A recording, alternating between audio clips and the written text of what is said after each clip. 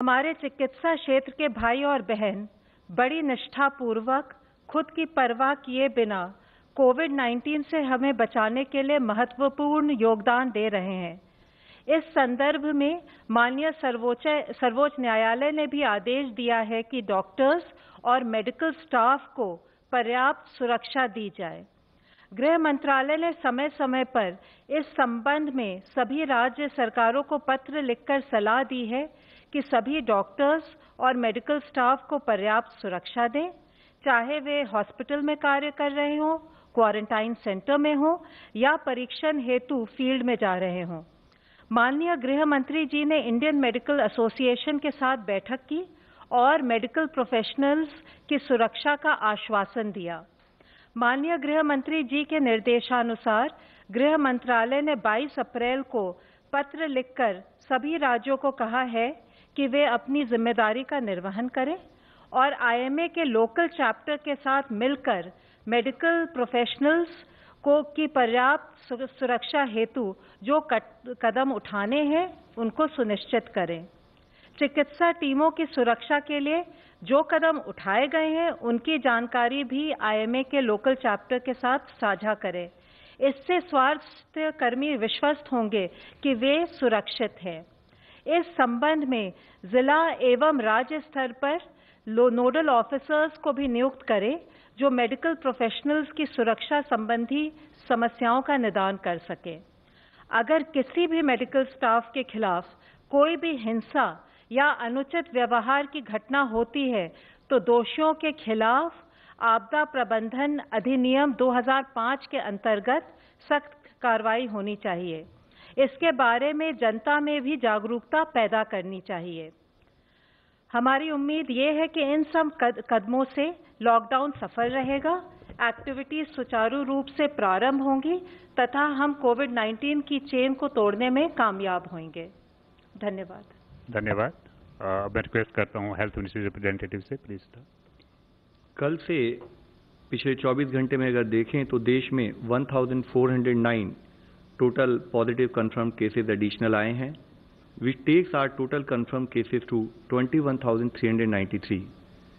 इन केसों में अगर देखें तो total cases under active medical supervision 16,454 हैं। एक पॉजिटिव न्यूज़ के रूप में मैं आप लोगों की दृष्टि में लाना चाहूँगा कि अब तक टोटल 4,257 लोग क्योर हो चुके हैं।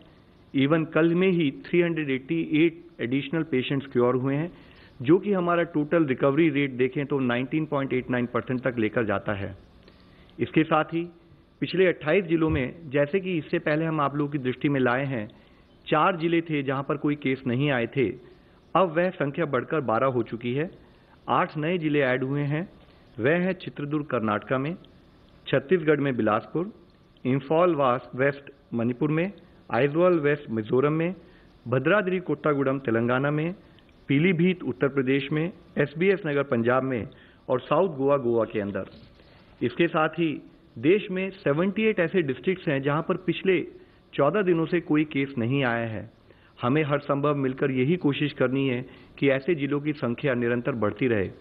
इस स्थिति के अंदर देखें तो 33 नए जिले ऐड हुए हैं, जो कि 9 स्टेट में ऐड हुए हैं जहां पर कि पिछले 14 दिनों से कोई केस नहीं आया है। साथ ही माननीय राष्ट्रपति जी ने कल एक ऑर्डिनेंस जारी किया जिसके तहत एपिडेमिक डिजीज एक्ट 1897 को अमेंड किया गया है। इस ऑर्डिनेंस को कहा है एपिडेमिक डिजीज अमेंडमेंट ऑर्डिनेंस 2020।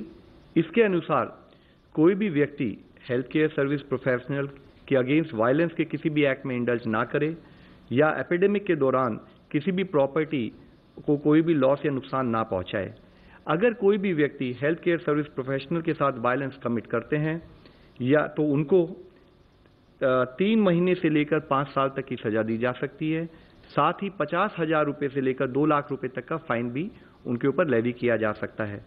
इसके साथ ही अगर कोई किसी हेल्थ प्रोफेशनल को जो कि एपिडेमिक ड्यूटी में लगे हुए हैं, उनके साथ कोई ग्रीवियस हर्ट अगर उनको देते हैं तो उसकी सजा बढ़कर 6 महीने से 7 साल तक हो सकती है और फाइन भी 1 लाख रुपए से 5 लाख रुपए तक उस पर लगाया जा सकता है। इस एक्ट के तहत किया हुआ कोई भी ऑफेंस कॉग्नाइजेबल है और नॉन बेलेबल रहेगा। जो भी पर्सन इस एक्ट के तहत कन्विक्ट किए जाएंगे उनको कंपेंसेशन भी पे करने के लिए वे लायबल होंगे। और कंपेंसेशन जो हो सकता है वह जो भी फेयर मार्केट वैल्यू होगी डैमेज प्रॉपर्टी की या जो लॉस उन्होंने कमिट किया है उसकी ट्वाइस द अमाउंट हो सकता है।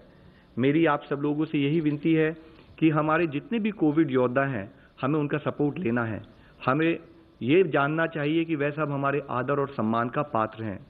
इसके साथ ही आरोग्य सेतु के बारे में हम विभिन्न माध्यमों के जरिए आपसे बात कर रहे हैं।